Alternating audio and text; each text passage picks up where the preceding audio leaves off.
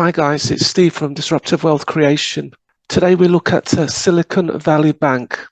Last week, Silicon Valley Bank was the 16th largest bank in the USA, and it nearly went bankrupt. And that would have meant thousands of tech startups would have basically been wiped out, and many wealthy individuals and companies would no longer exist.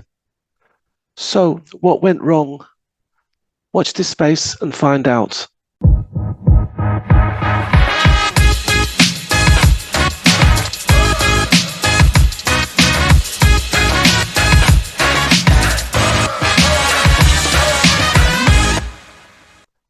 At the end of December 2022, Silicon Valley Bank had $175 billion in deposits. Last week, that went down to $42 billion in reserves. So what caused this and what went wrong? Well, when interest rates were low, the bank was buying lots and lots of treasury bonds. Then, when interest rates went up, the bank started to sell its treasury bonds at a loss. It was a loss of $1.8 billion.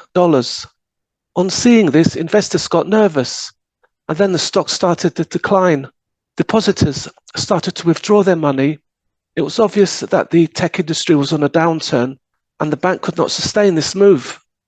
Fortunately for the bank, the Federal Deposit Insurance Corporation moved in with the regulators and said it would help investors who had invested up to $250,000. This still wasn't enough to stop the jittery nervousness of other banks.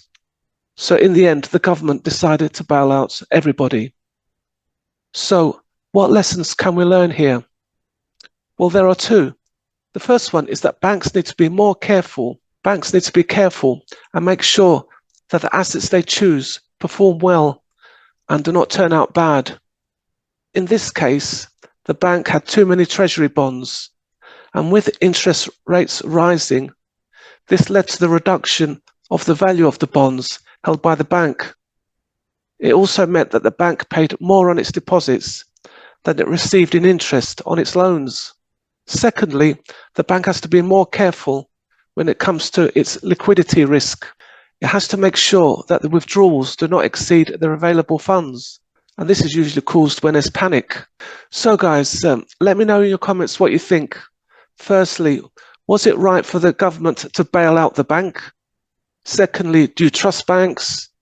And thirdly, would you have done anything different? Thanks for watching. See you in the next one.